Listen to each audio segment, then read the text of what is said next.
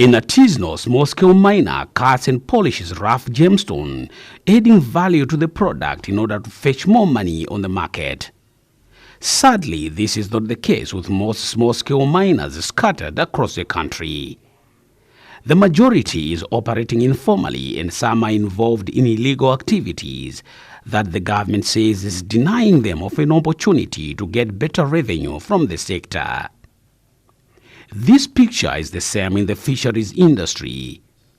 Illegal fishing is rife and operators have been accused before of overfishing that some say has led to dwindling fish stocks in the country's largest water body. A new research study by the National Planning Commission (NPC) says although the country's huge mineral deposits and plenty of water bodies, the mining and fisheries sectors have been unable to take advantage of these resources for wealth creation. To ensure that they contribute meaningfully to the country's economic mix, the Commission has come up with an ambitious investment plan.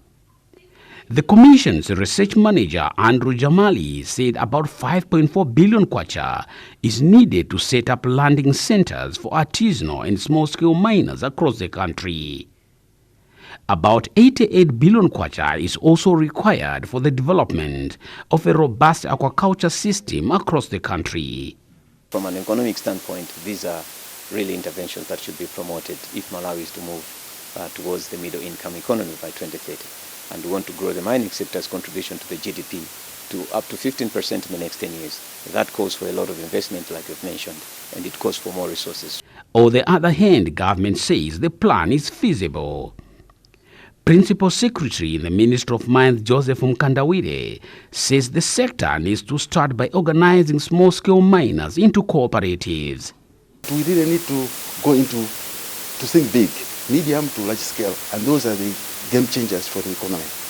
But we are not neglecting the small scale.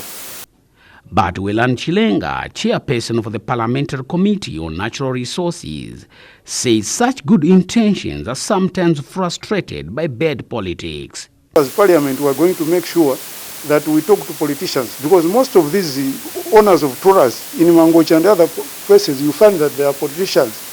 Currently, mining contributes about 1% to the country's gross domestic product, while the contribution from the fisheries sector is also very minimal.